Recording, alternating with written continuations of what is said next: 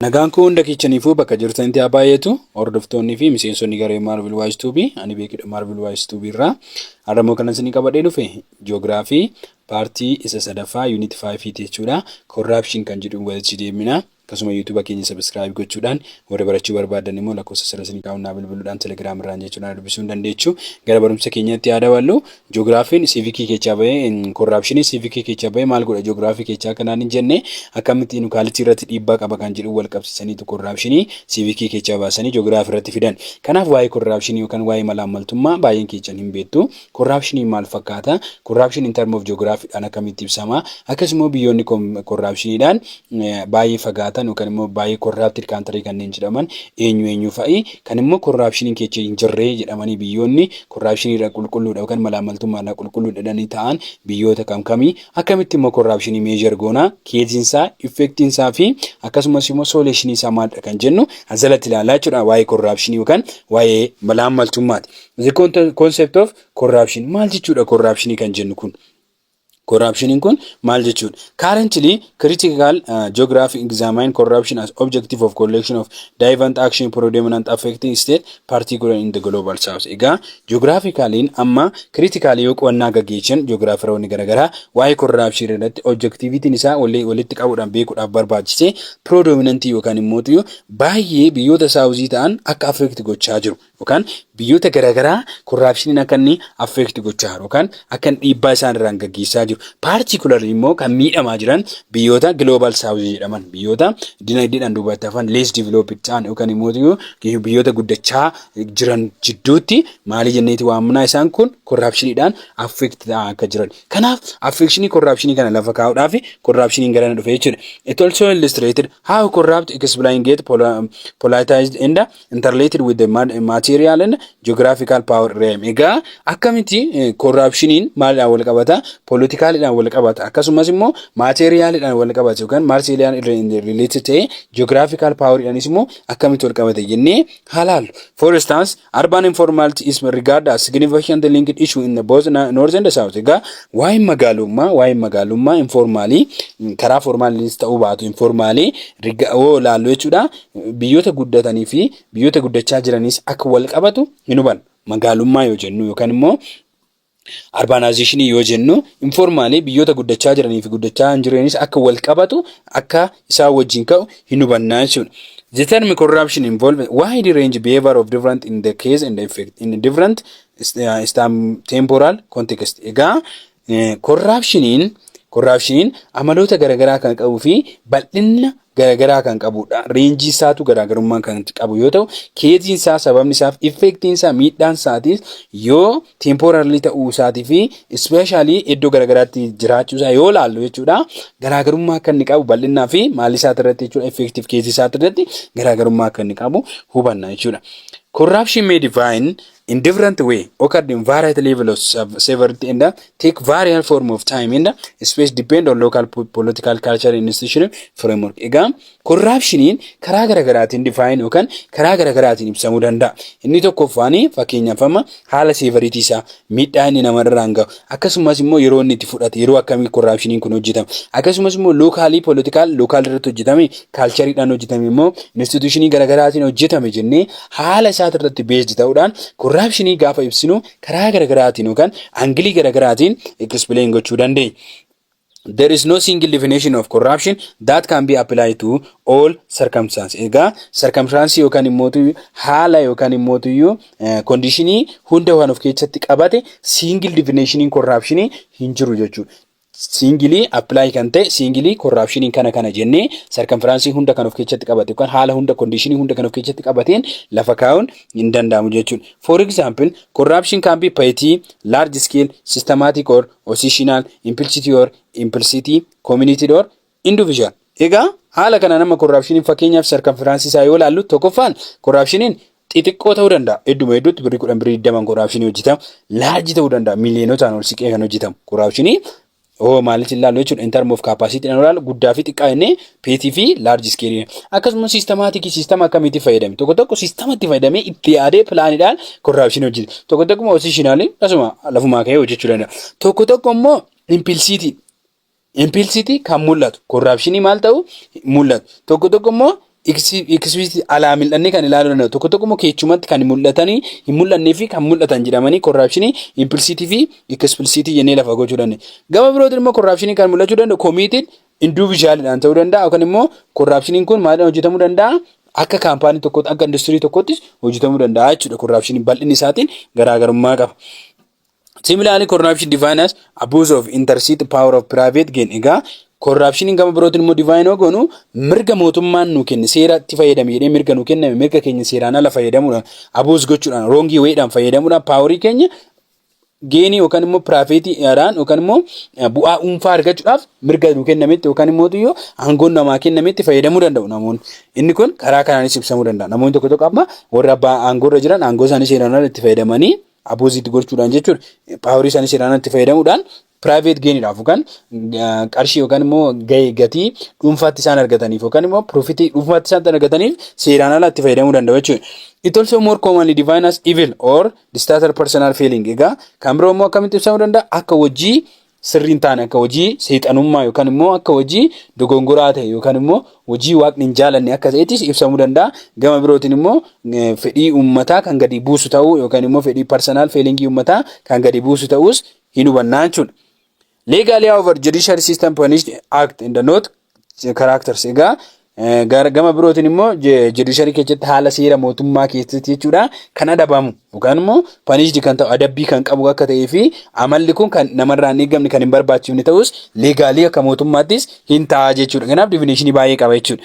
In this view, corruption is a source of injustice and inequality. Kanaafuu walumatti qabaadhaaf duratti maal jennee waa'ee inequality waamaa laalaa irra waa'ee ta'eef corruption maalii keessatti gala waa'ee ta'eef osoo geography keessa inequality keessa gala waa'ee ta'eef kanaaf corruption akka maalitti ilaalamuu qaba source of injustice haqummaan akka dhabamu taasisuu fi inequality akka dhufu taasisuu jechuudha. Equality miidhuu fi justice fi miidhuudhaan injustice fi inequality akka dhufu waa'ee taasisuuf corruption kana keessatti galuu danda'a jechuudha. Corruption is simultaneously a political, economical, legal, moral phenomenon. Egaa corruption haaluma wal qabatu jechuudha. Yeroo tokkotti politically, economically, legally, morally maaliif miidhaa geessisuu danda'a jechuudha.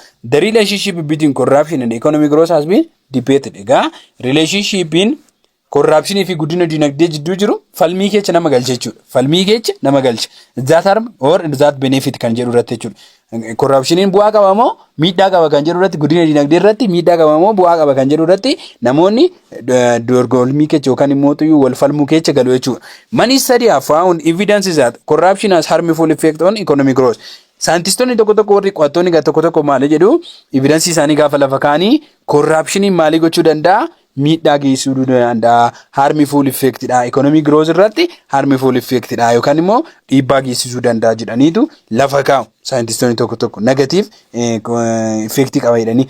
Corruption's negative correlation with economic growth after controlling institution efficiency. Egaa maal godhaa corruptioniin negative correlation effect qaba. Economic growth irratti dhiibbaa negatiivaati kan inni qabu. Maal gochuudhaan institutioniin tokko akka effect ta'een hojjenne control gochuudhaan yookaan qabuudhaan efficiency isaa sana gadi buusuudhaan institution yookaan kaampaanii sana gadi buusuudhaan negative miidhuu danda'a jedhaniitu lafa kaa'u.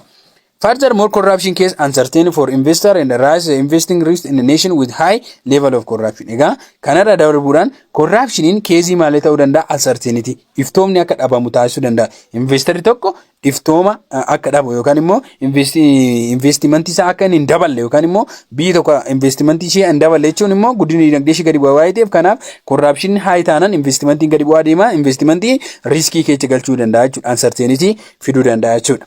Egaa civic irratti akkuma baratan type of corruption hin jira. Corruption damee baay'ee qaba. Damee baay'ee keessa immoo use of abuse power isaanii seeraan ala fayyadamu bribery kan jedhamu nepotism kan jedhamu imperialism kan jedhamu baay'eetu jira. Isaan keessa mi'a laallu kan inni lafa nuu kaa'u. So corruption can be categorized in the various dimensions of to facility the understand of how corruption affect an economy performance. Egaa corruption category garagaraa jalatti qoodamuu danda'a. Isaanis various dimensions qaba jechuudha. Various dimensions yookaan qoqqoodama garagaraa qaba. Kanaaf corruption kan jedhamu kun iddoo garagaraa keessatti haala garagaraatiin effect garagaraa waa'ee fiduu danda'uuf bakka garagaraatti qoodama jechuudha. The concept include the three border category of human action: bribery, theft of public asset and perjury. Egaa corruption kun bakka gurguddaa isaan amma geography keessatti bakka gurguddaa sadiitti qoodee civic immoo bakka gurguddaa afur mooshanitti qooda jechuudha. Kanaaf concept isaa yoo ilaalu tokkoffaa bribery maallaqaan kan ta'u public asset kan maaliin ta'u qarshiidhaan ta'u yookaan aangoo seeraan alatti fayyadamu akkasumas immoo propaganda kan jennu immoo firaan kan hojjennu yoo ta'e kunniin corruptionii maali jedhamu damee corruptionii jedhamu ilma namaa keessatti action ilma namaa keessatti kan bullatanii namni qarshiidhaan corruption hojjechuu danda'a qarshii kaffalee lammaffaa irratti immoo thieving kan jedhamu kun immoo theft public asset kan jennu kun aangoo mootummaan nu kenne seeraan ala kan itti fayyadamu yoo ta'e akkasumas immoo pertagon kan jennu kun immoo family dhaan kan hojjennu yoo ta'e bribery is the most familiar among the corruption kecha baay'ee beekamaa kan ta'e bribery corruption kecha baay'ee beekamaa kan ta'e kun baay'ee beekamaadha iddoo garagaraatti kan mul'atu qarshii kafalanii corruption kan malaamaltummaa hojjechuudha malaamaltummaan kun baay'ee beekamaadha inni kun. The consist of payment by individual or firm public official in order to influence administration and education under the responsibility. Egaa kuni bribery kun kan of keessatti qabatu maalidha payment qarshii kafaltiin individualin tokko akkasumas immoo akka selasiniin jedhe firmiin tokko kaampaanii tokko public officeroota warra aangoora jiranii kaffalee maal akka godhaniif administrationii murtoo isaan tajaajila isaanii irratti bulchiinsa influence akka ta'aniif education isaanii akka jijjiiraniif responsibility immoo itti gaafatamummaa ofitti fudhatanii warri public officer jiran kun itti gaafatamummaa ofitti fudhatanii administrationii keessa kan jiru sun haala bulchiinsaa san maal godhu influence godhu jijjiiruu danda'u jechuudha. Kanaafuu maal fudhachuudhaan qarshii fudhachuudha. Eenyutu kafala namni dhuunfaa firminis kafaluu danda'a jechuudha. Bribery cover wide range of administrative education determined by the scope of government regulation and activity. Egaa qarshii kafalanii malaamaltummaa hojjechuun kun bal'aadha. Keessattuu administrative education keessatti akkasumas immoo iddoo government regulate keessatti bal'aadha yeroo baay'ee hin mul'atas jechuudha. Kanaaf bribery inni jennu kun baay'ee familiar fi baay'ee commonidha keessattuu Itoophiyaa keessatti. It frequently overlap with the other two corruption categories through the collection of bribery and bribery. Egaa corruption kun overlap lama ta'anii walirratti ufuu danda'u jechuun gosa lama ta'anii bakka tokkotti hojjetamuu danda'u overlap ta'uudhaan two corruption jechuun isaan kunis amma collision yoo wal qabatan bribery fi bribe kan jennu kun inni tokko qarshii directly itti fudhachuun inni tokko immoo waadaa walii galanii qarshii waadaa walii galanii hin kennanii akka kanatti maali gochuu danda'u corruption hojjechuu danda'u. Kan biroo immoo theft of public asset kan occurs alternately influencement by public officials or through the collision of public official and private agency. Egaa mootummaan aangoo itti kennisan dabsuudhaan namoonni public asset keessa jiran yookiin hojii mootummaa hojjetan kan itti kenname sana dabsuudhaan influence gochuudhaan maali godhu public official keessatti aangoo dabsanii seeraan ala nama private agency biroo tajaajilu jechuudha. Kuni kan hojjetamu eenyu hojjetan private agency fi official public officialin tokko kan hojjetaan mootummaa tokko walii galuudhaan yakka hojjetu jechuudha yookaan immoo corruption hojjetu jechuudha kun theft of the public asset jedhama.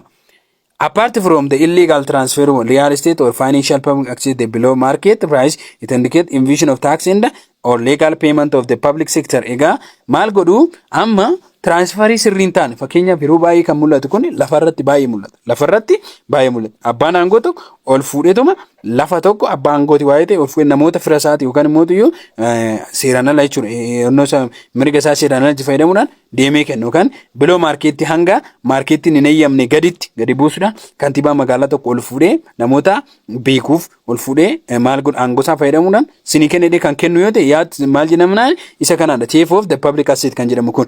Kanaafu real estate garagaraa financial public garagaraa qabeenya mootummaa garagaraa ol fuudhee maal kan godhu kan kennu yoo ta'e akkasumas immoo tax evasion akka uumamu kan taasisu tax evasion kan jedhamu yoo ta'e taxiin akka seeraan ala ta'u fakkeenyaaf namoonni taxii kafalan jechuudha miiliyoona 2 kan kafalan yoo ta'an qarshii 200,000 kafaluudhaan nama taxii guuru saniif qarshii 200,000 yoo kennan harkatti jechuudha akka maalitti akka malaamaltummaatti jechuudha kennanii fi 200 taksii yoo kafalan kanaadha bakka galmee koo kanaan cufee jiran amma maali gochaa jiru leegaalii kan kafalamu sana gadi buusuudhaan taksii dabsaa jiru jechuudha. As well as diverting public fund from the their indistinct use into private stock. Egaa kan publicii dhaabbaye yookaan fandii mootummaan publicii uummataaf ittiin hojjetamu jedhee bahe yoo kan privateedhaaf itti fayyadamu ta'e fakkeenyaaf karaa kana diriirsaa jedhee mootummaan qarshii yoo baajata gadi lakkisu isaan karaa sana gadi buusanii maal godhu ka gadi buusanii haala sirriin taaniin gadi buusanii instrumentii sirriin taaniin hojjetanii qulqullina bifa hin qabneen hojjetanii qarshii baay'ee harkatti bifatu. Kanaafuu maal jechuu barbaadetanani bifa kanaanis malaamaltummaan hin hojjetama jechuudha. Corruption into the form of patronage kan jedhamu kan immoo sometimes called favorism or nepotism silent consist of the preferential treatment of firm and or individual by public official regarding the complaint with government rule for the allocation of government contract or transfer payment. Inni biroo immoo corruption maalidhaan mul'atu favorism yookaan immoo nepotism kan jedhamu. Patronage kan jedhamu kun namaaf nama si bukkee jiru nama fira keetiif waan gaarii hojjechuu kun public official keessatti obviously mul'ata jechuudha. Fakkeenyaaf namoonni lama wajjin eebbifamanii baanii namni tokko maal ta'a achi nama yoo qabaate yookaan immoo bakka hojiin itti qaxaramu sana yoo qabaate namni nama qabu sun dafee bakka hojii sana gala maal waa'ee ta'eef kuni corruptionii firaan yookaan aantiidhaan taasifamutuyyuu pentaajoonis jedhama jechuudha. Individualiin tokko yookaan firmiin tokko treat kan inni godhu kan hojjetu yookaan public officialin tokko kan inni hojjetu namoota isatti aanan namoota isaan dhiyaatan kontiraakta garagaraa dabsuudhaan kontiraakta mootummaa garagaraa dabsuudhaan transfer payment garagaraa dabsuudhaan kan taasifamu jechuudha. The private sector contract consists of special favors in the form of financial reward or professional opportunity granted to public official involved. Egaa private sector keessatti corruption ko kan inni mul'atu maalidhaani favorismidhaan jechuun waan gaarii favorii gaarii walii wajjin jechuudhaan amma hiriyaa kiyyatu gara hojii dhufe yoo ta'e anisaaf kun hiriyaa kiyya kanaafuu maal gochuu qaba siisiisuun qaba favor gochuuf hin qaba jedhanii professional garagaraa final warri garagaraa irratti yookaan opportunity hojii kan uumaniif yoo ta'e nama tokkoof dabsanii official public keessatti jechuudha. Inni kun corruption patronage jedhamu jechuudha. As a distinction in that an act of corruption which can be conducted by value of the transaction concerned. Egaa corruption keessatti wanni hubachuu qabnu jechuudha. Distinction gonee addaan baafachuu kan qabnu maalidha? Translation yookaan daddarbi ta'aa jiru maalidha jennee akkamitti corruption kun hojjetamaa jira akkamitti corruption kun daddarbaa jira kan jedhu irrattis hubachuu qabnu jechuudha. Amala qaba waa'ee ta'e. Although this can continuously variable analytical distribution usually made between low value petty and the large value granted corruption. Egaa corruption gaafa kana variability isaatiin gaafa addaan baafnee analyze goonu jechuudha. Corruption akkamitti raawwatamuu danda'a? Low value one bifa gadi bu'aa ta'een bifa xixiqqoo ta'een hojjetamuu danda'a. Fakkeenyaaf kanneen irratti kan argitan warroota mootummaan gara taaksiidhaan taaksii akka hojjetan taaksii irratti akka isaan hojjetan taasifamanii gallakkifaman kan akka gibira mootummaa akka walitti qaban taasifamanii gallakkifaman akkasumas immoo konkolaataa irratti taarifa garagaraa akka walitti qabaman taasisan akkasumatti immoo iddoo loon garagaraa itti gurguramanitti taaksii walitti qabu isaan taaksii isaan walitti qaban sana akkamitti corruption akka hojjetan isaan kun low value jechuu dandeenya. Large value garuu in terms of amma import export irratti value guddaadha. Miliyoonota miliyoona 20-30 my corruption gaggeeffamuu danda'a. Inni kun large value jechuu dandeenya. Typically the large value of the corruption transaction higher the position of the public instancy of the public official involved. Egaa large value dhaan kan jennu kun echatti mudataa echatti hojjetama jechuudha. Transaction isaa corruption kun dandarbisiisa iddoo higher iddoo position gurguddaa irratti gaggeeffama. Positionii gurguddaa irratti gaggeeffama. Even ko amma kantiibaa magaalaa gurguddaa tokko gaafa corruption hojjetu fakkeenyaaf yoo dhageechanii ta'e konkolaataa binne jechuudha. Konkolaataa qarshii miliyoona 5 bitamu miliyoona 18 miliyoona 20 binne jedhanii miliyoona 14 akkana konkolaataa tokko irratti maal gochuu danda'u malaamaltummaa hojjechuu danda'u. Kun positionii isaa irratti keessattuu public irratti baay'ee mul'ata jechuudha. Various combination of the characters detained above having give rise of the specific type of corruption. Egaa various combination jira corruption kan nuti ibsuu danda'an kan amma gara olitti ilaallee abaabitti ilaallee olitti jechuudha. Type corruption kana kan nuti ibsuu danda'an wantoota garagaraatu jira jechuudha. The systematic theft of a grand scale by high public official is called Categorizing, while the systematic patronage with large stake has been labeled kono capitalist or government capture. Egaa gama birootiin immoo mootummaa keessatti jechuudha. Namni mootummaan bakka buufate tokko officialiin tokko aangoosaa seeraan ala kan itti fayyadamu ta'e highly corruption kan hojjetu maal jedhama? Autocracy jedhama. Kleptocracy jedhama. Inni kun kan mootummaa namni mootummaa tokko systematically itti yaadee maal godhu yoo ta'e malaammaltummaa kan hojjetu ta'e. Akkasumas immoo patronage kan jennu kun immoo kan firaan yookaan immoo aantiidhaan kan hojjetamu yoo ta'e kun immoo with the large stake dhaan bal'ate taanaan yoo wanni kun corruption bifa kanaa kun kan bal'atu yoo ta'e maal ta'a deema bifa kapitalistoonni garagaraa abbootiin qabeenya garagaraa namoota isaaniitti qarshiidhaan waan garagaraa godhuudhaan aantii isaa ta'uudhaan maalii gochuudha sistema garagaraatiin waan garagaraa hojjechiifatu jechuudha. Kickback describe act of bribery that involve the theft of public assets or pay-to-pay. Kanaafuu kun immoo kickback kan jedhu kan nutti ibsu jechuudha. Bribery'n involving kan qarshiidhaan taasifamu jechuudha. Malaamaltummaan qarshiidhaan taasifamu, malaamaltummaan aangoo seeraan ala fayyadamuudhaan taasifamuu fi malaamaltummaan firaan aanteedhaan taasifamu walitti qabatanii maal ta'uudhaan ibsamu kickback jedhamaniitu ibsamu jechuudha. Kickbackiin kun kan nutti ibsamu malaamaltummaa karaa sadan kanaan taasifamu jechuudha. Geography of corruption. Bal'ina corruption akka maal fakkaata? Iddoodhaa iddootti corruption maal fakkaata kan jedhu haalaan. Corruption got a geographical instance because the spatial and social processes are always distributed unevenly across the space. Egaa corruptioniin yoo ibsamu jechuudha geographically kan inni gaggeeffamu jechuudha. Iddoodhaa iddootti geographyidhaan ibsuun barbaachisaadha. Sababiin isaa unevenly kan inni mudatu corruption kan inni fudhuu danda'u unevenly yoo jennu iddoodhaa iddootti haala garaagaraatiin jechuudha. The case, nature and the consequence of corruption different from place to place, depend on the context, historical and the cultural, legal and the political organization. Egaa haalli corruption inni itti mudatu, sababni corruption inni itti mudatu, nature corruption inni itti mudatu fi consequence isaa, result isaa iddoodhaa iddootti maalii qaba jechuudha? Garaagarummaa qaba, different qaba placeidhaan place. Akkasumas immoo contextidhaan, historically akkamitti mudate, culturally akkamitti mudate, legally akkamitti mudate, politically akkamitti mudate kan jedhuunis garaagarummaa qaba jechuudha. The incidence of corruption is difficult to determine empirically because it is accumulated or often adapted to keeping it is hidden. Egaa haalli corruptioniin yookaan immoo dhiibbaan corruptioniin geessaa jiru, incidensiin corruptioniin geessaa ibsuun mul'isuun baay'ee ulfaata. Maaliif baay'ee ulfaata seetanii corruptioniin hojjetamu baay'eensaa kan irra deddeebi'ee hojjetamu corruptioniin baay'eensaa dhokataadha waa'ee ta'eef, dhoksaadhaan qabama, icciitiidhaan qabama waa'ee ta'eef corruptioniin dhiibbaan inni geessaa jiru baasanii agarsiisuun xiqqoo ulfaata jechuudha. Analysis of corruption in different regional context really having on the corruption indicator of translation international which is global non-government organization deduct monitoring and combating public and private sector corruption. Egaa corruption gaafa ibsinu gaafa analyze goonu regional contextiin baay'ee barbaachisa. Isarratti hirkachuu qabna regionally. Maaliif corruptioniin mallattoon corruption yookaan ibsitoonni corruption kun transparency isaanii yookaan iftoominni international jiru maal fakkaata? Globally iftoominni mootummaan uummata isaatiif taasisaa jiru akkasumas organizationii jiran haala monitorii isaanii yookaan immoo compactii isaanii hojii isaanii irratti iftoominni isaan taasisaa jiran maal fakkaata jennee corruptionii yoo dhoksaate wanni mootummaa keessatti hojjetamu international wanti hojjetamu dhoksaa yoo ta'e corruptioniin kun maalidha jechuudha. Dhokataa taanaan transparency hin jiru, iftoomin hin jiru, corruption hin jira sana. Ifa taanaan mootummaan tokko hojiin isaa ifa taanaan wanni hojjetu, ifa taanaan akkasumas immoo reportiin inni ibsu, ifa taanaan corruption gadi bu'aadha jechuu dandeenya. Kanaaf public sector keessatti fi private sector keessatti corruption haalli monitorii isaaniitii fi competing isaanii maal fakkaata kan jennu transparency isaatiin analyze gochuu qabna jechuudha.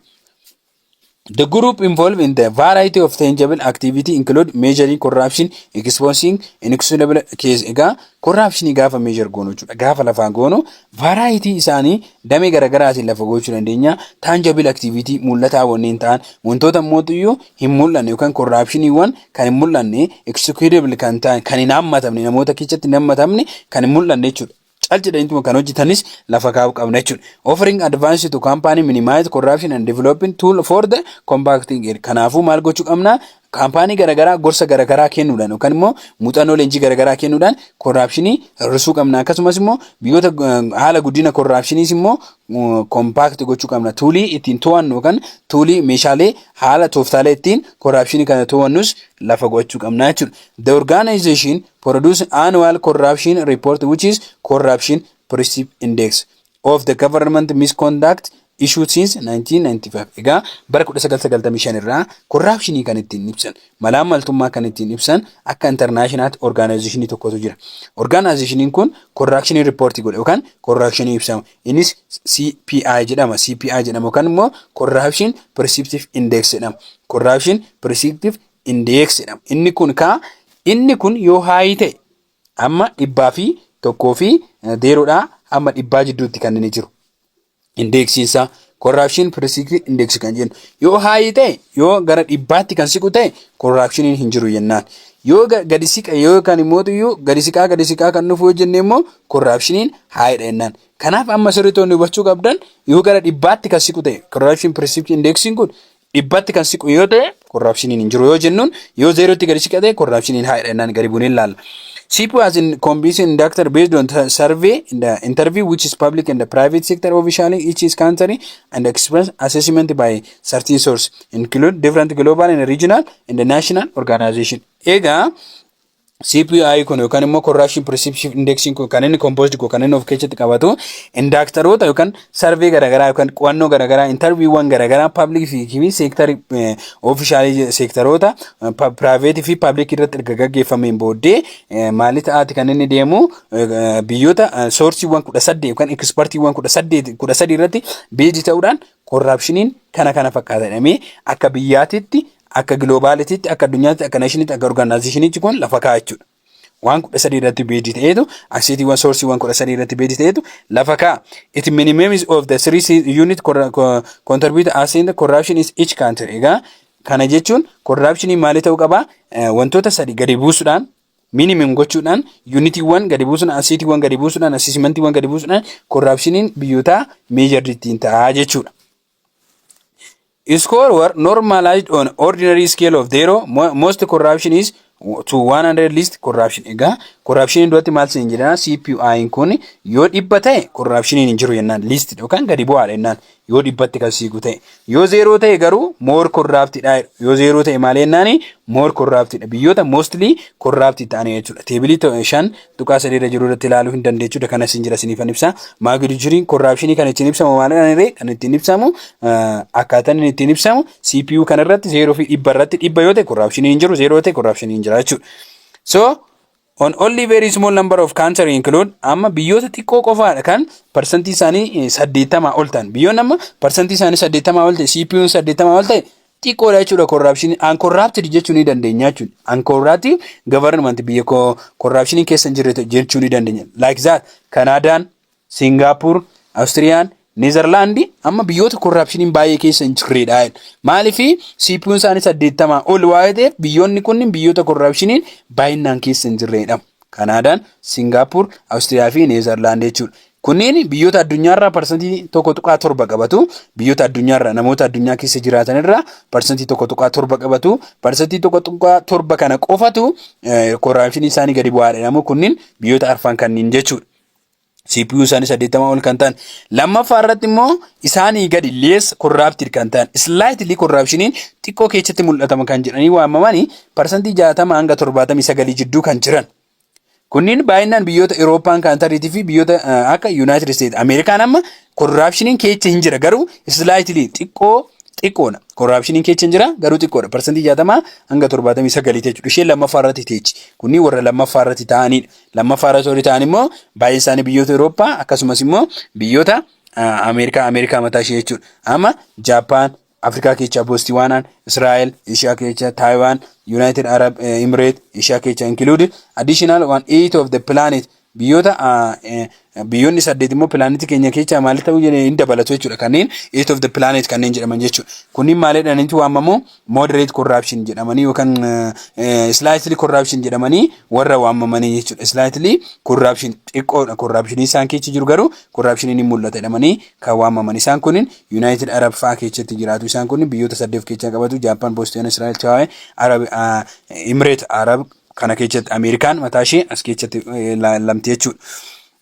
Moderate kanneen jedhaman immoo isaan jiddu galeessa ta'an. Isaan kunniin percentii 40 hanga 59 kan jiran moderate corrupted jedhamu. Moderate corrupted isaan sadaffaadha kunniin. Moderate corrupted ta'uudhaaf 40 hanga 59. Isaan kunniin diversity army keessattuu Europe keessatti argamu, Afrikaa keessatti argamu, biyyoota Middle East, few Asian state kanneen jedhaman kan akka South Korea, such as South Korea amma icha keessatti ramadamti South Korea kana kan qabachuu qabdan. North Korea baay'ee biyya corruptedha. Isheen kunniin modern kanneen ta'anidha. South Korea, Europe keessa, Middle East keessa, Afrikaanota keessa isaan kunniin biyyoota jiddu galeessa corruptioniin jiddu galeessa keessatti ta'edha jechuudha.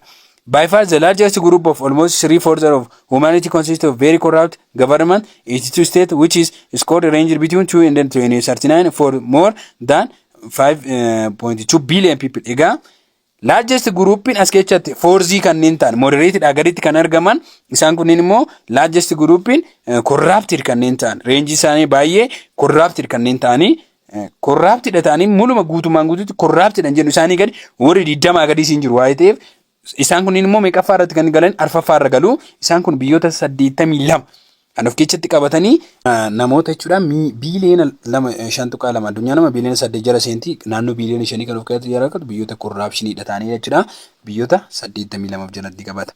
Isarra darbee by the major corruption is the norm most society in the world egaa baay'ee kan of jalatti qabatu isa arfaffaa kana jechuudha. Kan baay'ee of jalatti qabatu most corrupted country kanneen jedhaman arfaffaa irra kan jiru kana 20 hanga 39 jidduu. Inni biroo immoo 20 gadi hanga 0ti. 20 gadi hanga 0 jechuun kunniin biyyoota guutumaan guutuutti kufanidha.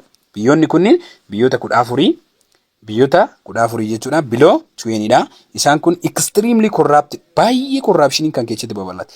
Fail state jechuun ni dandeenya yookaan biyyoota kufan jechuun ni dandeenya. Corruption 20 gadi taanaan indaktarii sun yookaan immoo tuyyuu CPI'n 20 gadi taanaan corruption baay'ee biyyoota keessatti mul'atedha.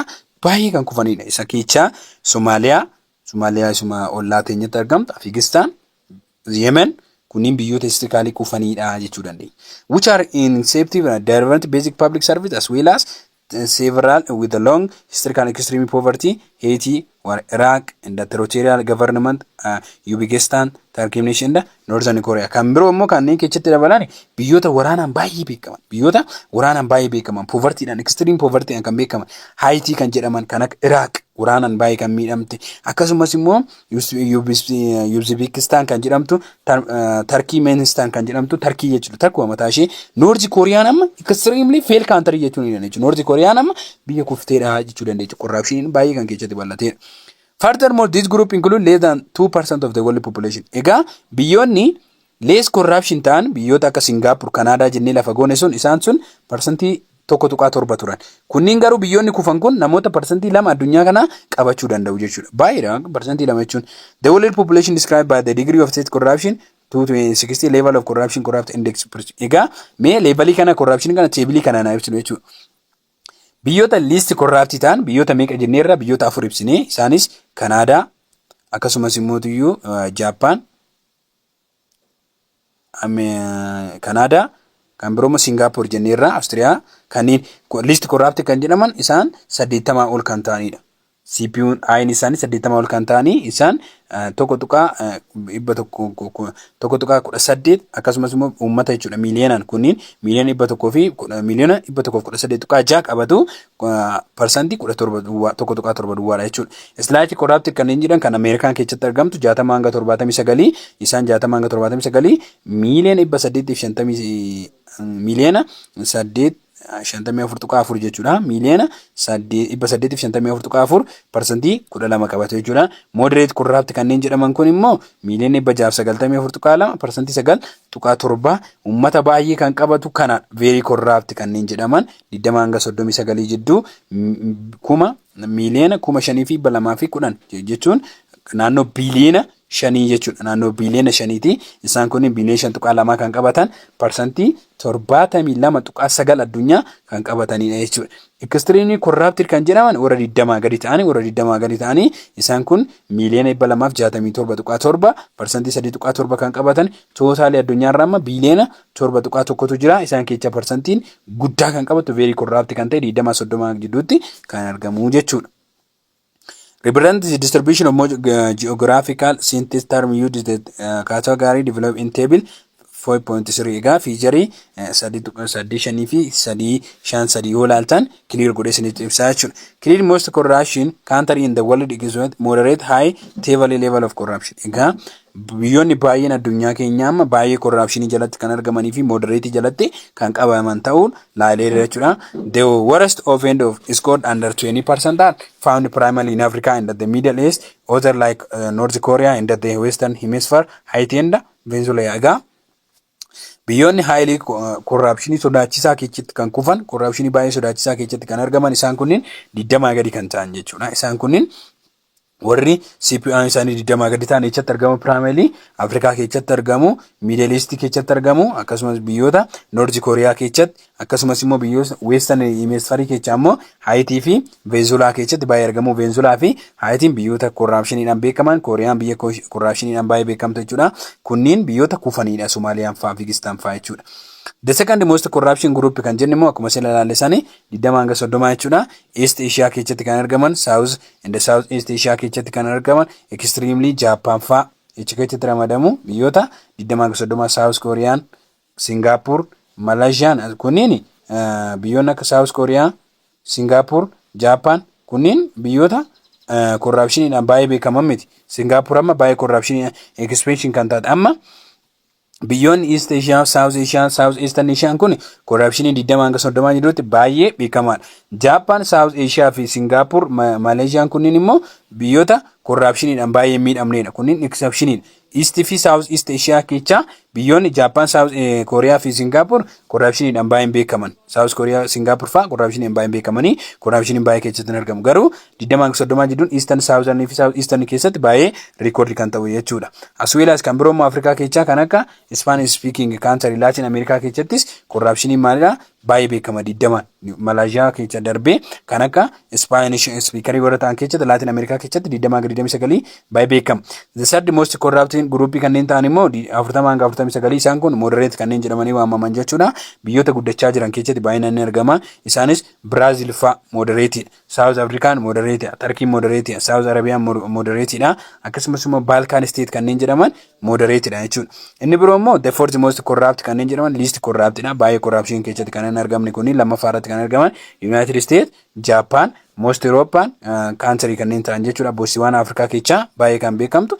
The least African country corruptioniin gadi bu'aan corruptioniin baay'een kan keessatti jira biyyoota Afrikaa keessa Botswana dha jechuudha. Isaan kun 60-79. Finally the least corruption kanneen jedhaman percentage 80 kanneen argaman kunniin biyyoota afuridha baay'inaan kan keessatti ka'anii Canada, Scandinavia state kanneen jedhaman Australia fi Netherlands biyyoota corruptioniidhaan baay'ee gadi bu'aa ta'anidha. Smallest country dha jechuudha kunniin. Smallest group dha kun.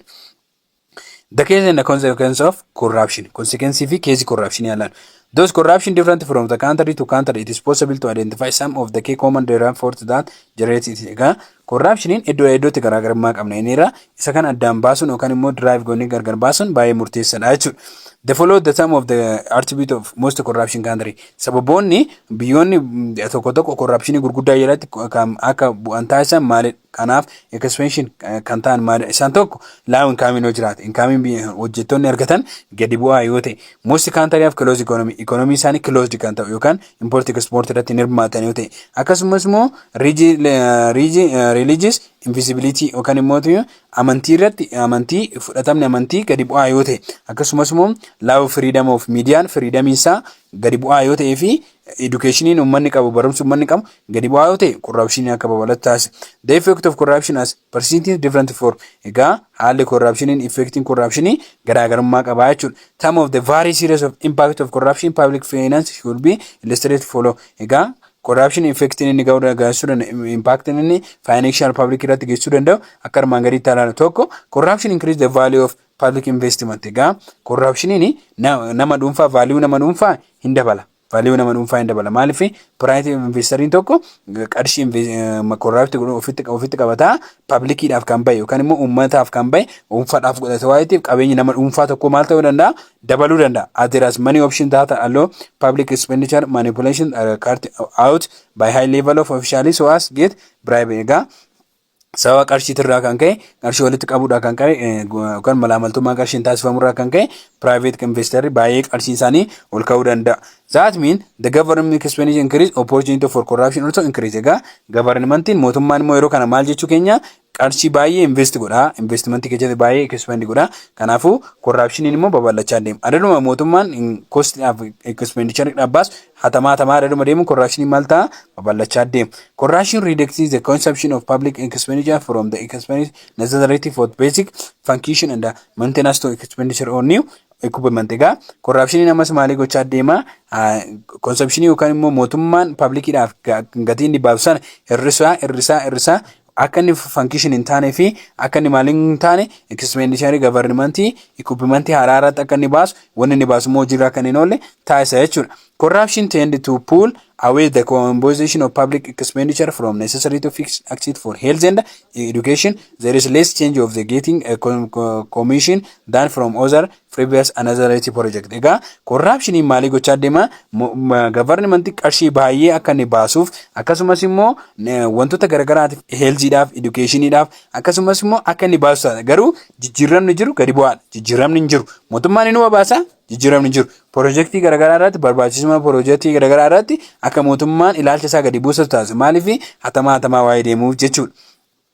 Corruption reduce the effectiveness of public investment and the infrastructure. Ega corruption kan biroo immoo maalii gadi buusaa deema infrastructure fi investment mootummaan taasisu uummataaf taasisu irratti uummataaf mootummaan investment garaagaraa ijaarsa garaagaraa kan akka mana barumsaa kan akka daandii kan inni ijaaraa isa kan akka inni effectiveness isaa gadi buusaa jechuudha.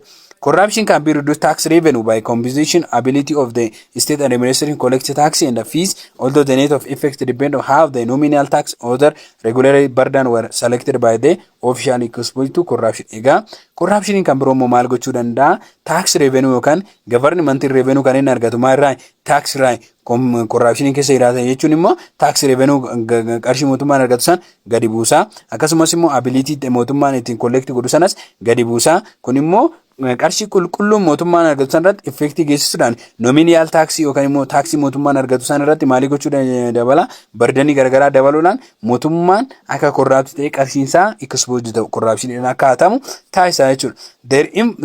Therefore the influence of corruption on the economy operates through several factors. Karaa garaagaraatiin egaa corruption industry yookaan immoo economy miidhuu danda'a jechuudha. Through the impact of corruption into investment irratti effective gochuudha.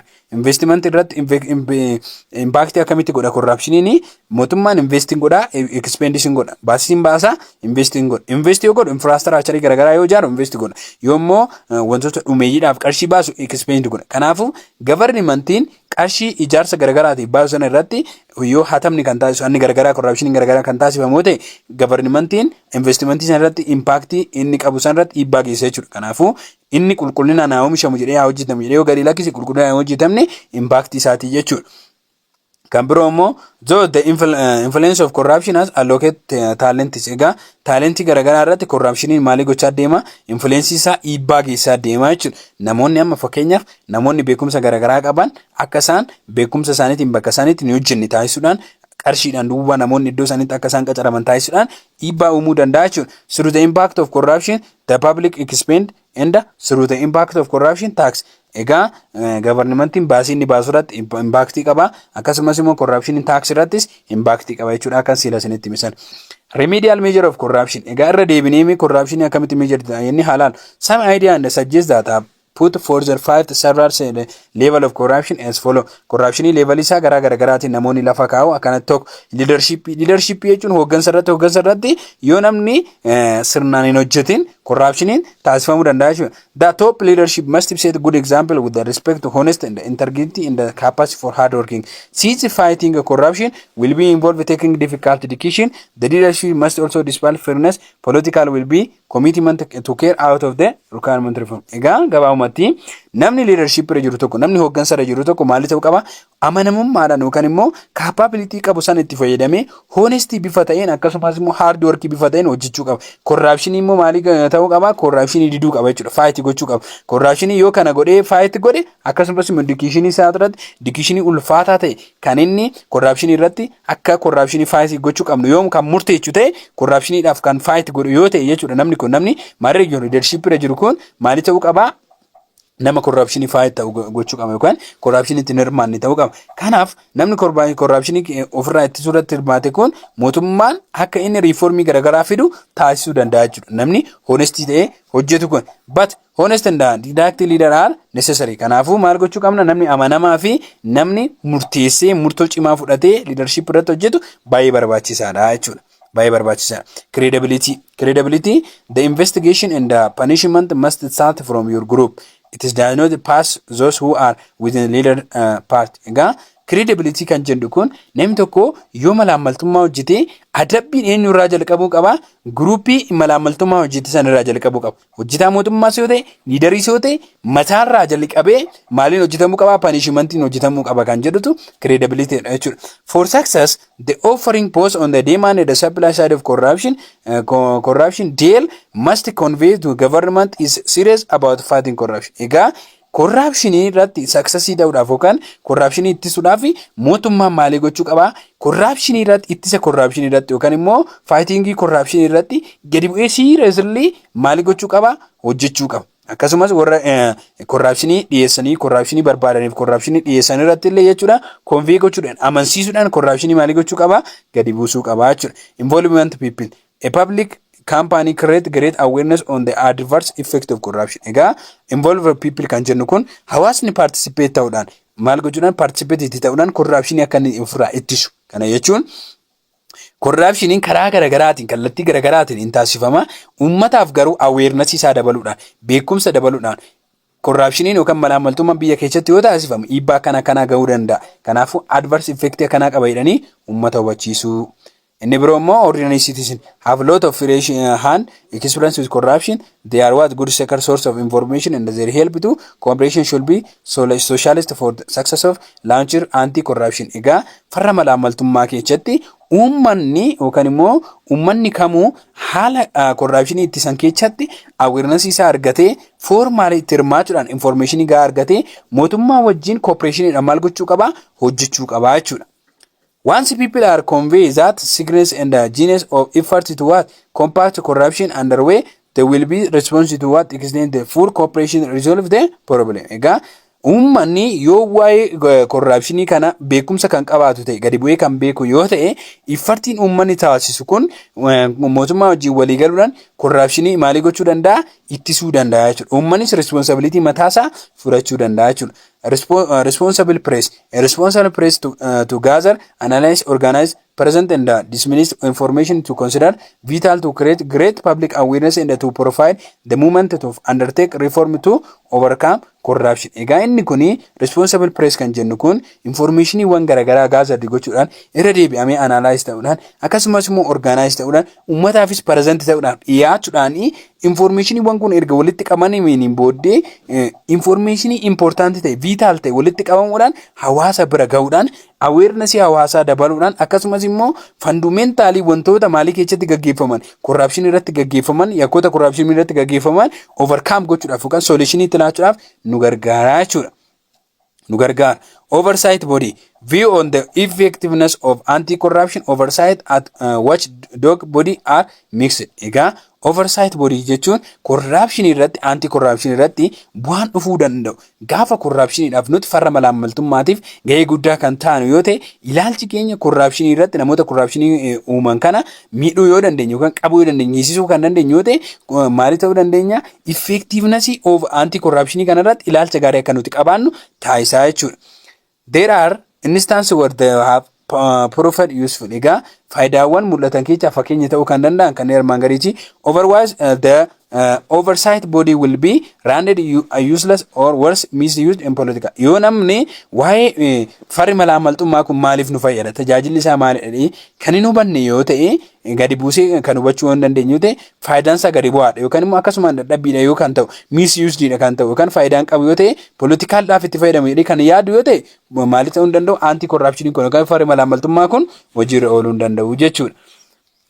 An welcome situation can then arise and the country may have to appoint the watchdog watchdog body. Egaa corruptioniin yoo kan irratti xiyyeeffannu ta'e yookaan immoo namoonni corruptionii hojjetan kun hin simannu ofitti yoo ta'e an welcome hin goonu yoo ta'e kan dinnu yoo ta'e fakkeenyaaf yoo corruptionii hojjetan namoonni kan dallannu yoo ta'e watchdog kan jennu kun kan dallannu yoo ta'e namoota corruptionii hojjetu irratti kan dallannu yoo ta'e maali jechuudha corruptionii ittisuu dandeenya jechuudha. Improving institutionii garagaraa cimsu. They involve such thing improving legal framework smooth less time consume and less burdensome ways to what conduct business. Egaa iddoo institutionii garagaraa keessa jiran irratti haala framework isaan seera ittiin hojjetan cimsuu fi karaa seera qabeessa ta'een smooth ta'een akka hojjetan yeroo kan fidnee fi bardanii caanaa guddaa kan ofirraa hin qabne taasisanii industiriiwwan garagaraa kan institutionii garagaraa kan hojjetan yoo ta'e zaatis kolli maalennaan haala gaateen institution kana improve gooneera. In the function of the law court and in the administration of justice, promote efficiency of the public force, strengthen our general officers, in the appointment of responsibility, inspire general empowerment to investigate and prosecute corruption. Walumaa galatti manni seera garagaraa yookaan manni murtii garagaraa akkasumas immoo bulchiinsa irra kan jiran manni murtii garagaraa jechuudha. Maal gochuudhaaf efficiency bifa seera qabeessan sirna qabeessaan bifa dhiibbaa qabuun humna isaanii cimsachuudhaan yookaan strengths gochuudhaan akkasumas immoo waa'ee ofiisii keessa waan jiru audit gochuudhaan yookaan immoo qindeessuudhaan galmeessuudhaan akkasumas immoo namoota filataman responsibility kan qaban itti gaafatamummaa kan qaban filachuudhaan akkasumas immoo akka isaan hojjetan cimsuudhaan akka isaan hojii kanarratti cimanii hojjetan taasisuudhaan investigative fi akkasumas immoo corruption kan ittisuu qabnaa kan jedhudha jechuudha. Inni taanu global health crisis kan jedhudha. The global context of the health crisis kan jedhu paartii isa xumuraatiin yookaan immoo paartii isa arfaffaadhaan walitti deebina amma sanatti nagaa naaf ta'a. Thank you.